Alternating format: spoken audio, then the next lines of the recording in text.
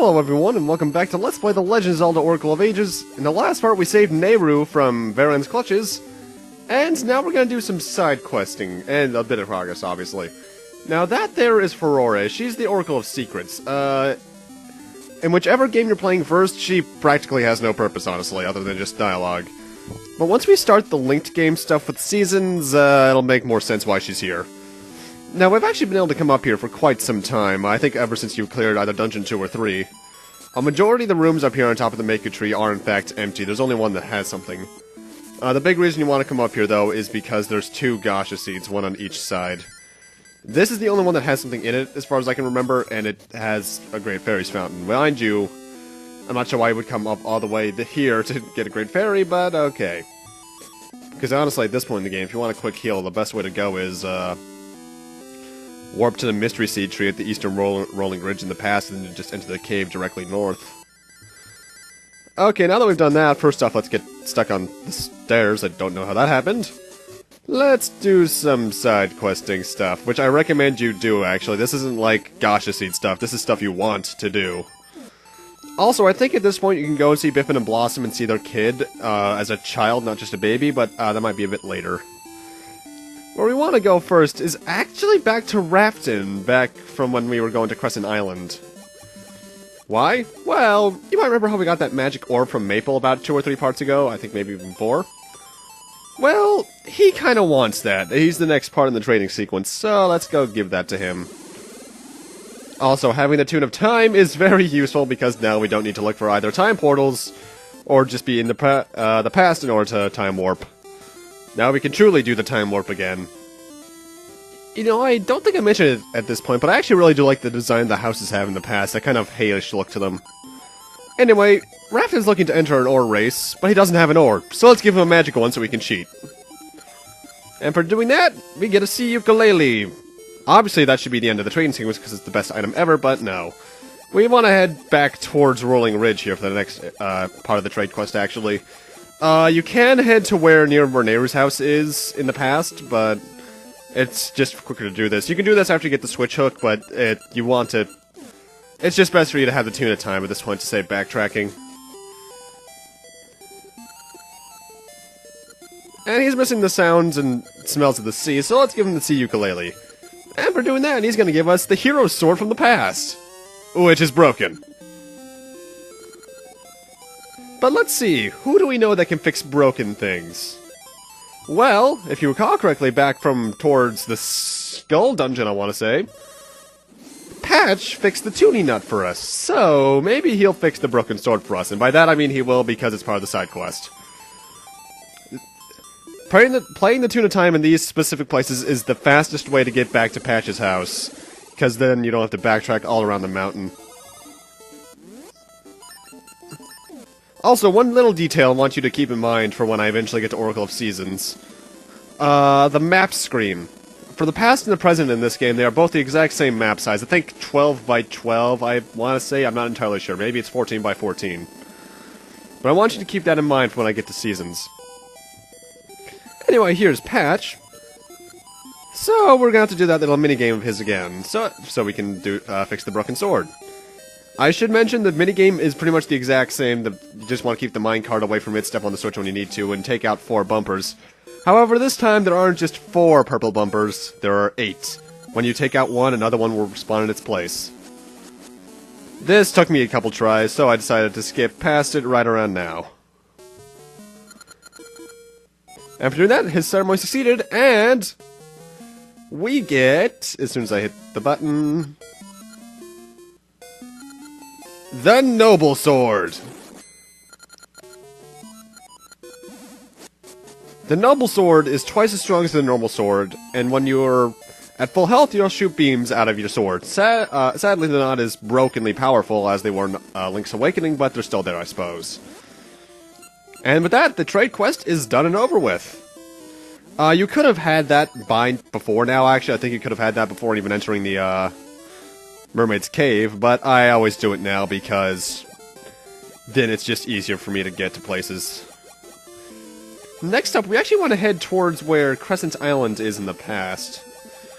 Because if you recall correctly, well, first off, we can head down this way now. And you recognize that beach there. You remember how when we visited Crescent Island quite a while back, we never found the shield that was taken from us? Well, now we can enter this cave. And if you look to the right, there's a Toke holding a shield. Let's talk to him. Essentially, this Toke found our shield way back when, and he's been holding onto it for apparently years, which makes me question how long of a time span this game has in the past. And we got it back for the Iron Shield, which I think can deflect more types of projectiles. Not beams, I know that much, but I think it can now block like Zora's fire or stuff like that. Anyway, there's one last thing we want to do before we progress onwards with storyline.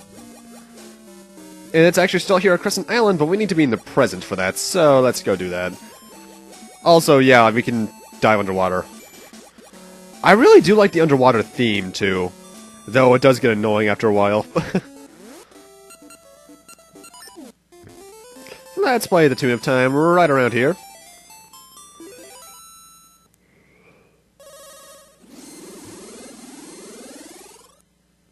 And apparently take a look at how far this ocean line has receded in the past. Huh. Either way, we want to head a couple screens east. Well, first off, if you look at our sprite now, the shield's now bigger because we got the iron one. We want to head to this screen. Dive underwater, and if you look carefully, there's now this little cave here. Welcome to a maze. This maze is entirely optional, but you want to do it if you're going for 100%, I can tell you that much. As before, the whirlpools act as pitfalls, so don't fall into them. Just follow the path I'm taking, it's the direct way to go to the end of this place. And hope to God your down button isn't kind of busted like mine is, because it gets stuck very easily. And now there's a cave here. What's in it? A treasure chest that contains...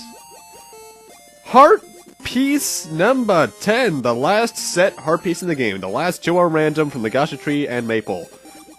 Of course, Maple cheated me at that earlier, so... And now I cut back to here because it's just quicker.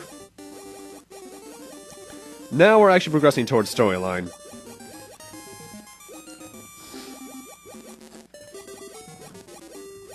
Now, when you're surrounding this big thing of whirlpools, you actually might see a pirate ship be flying through it. That'll come in handy later. Now, you can enter this house just for a bit of backstory, like this mountain, this island here has actually moved westward since the past. So you're gonna need to use that to your key information and, well, do this.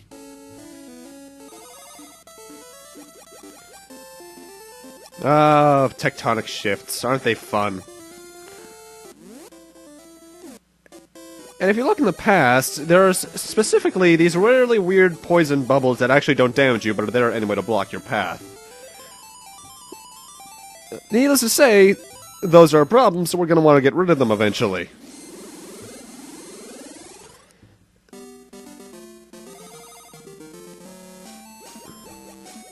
Also, for some reason, there's random trees underwater. Okay then.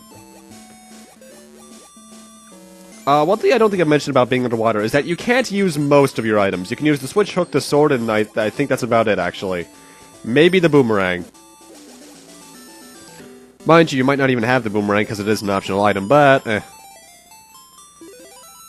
By the way, you're gonna hear that tune of time a lot from here on out.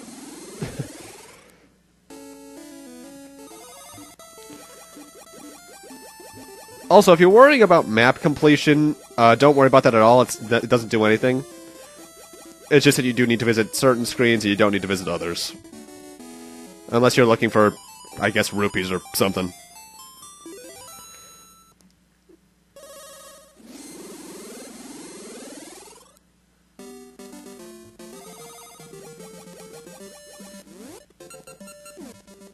Although, admittedly, we have explored the majority of the map throughout the game so far. We're only missing, I think, 2 sections.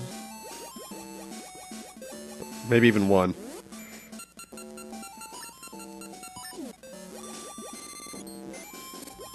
Anyway, on the screen to the left, Welcome to Zora Village. Yeah, that old guy who gave us the broken sword is a Zora from here.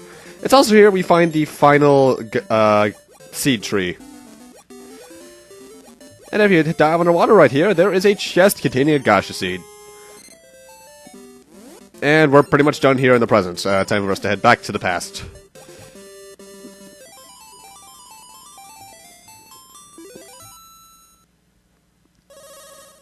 Yeah, a lot of warping in the late game, I will admit to that. It doesn't get too tedious, though. And I recommend, yeah, the Gale Tree counts for both time zones, so be careful with that, you might get trapped by that. Now, on this screen, you might notice these peculiarly placed 4 bushes.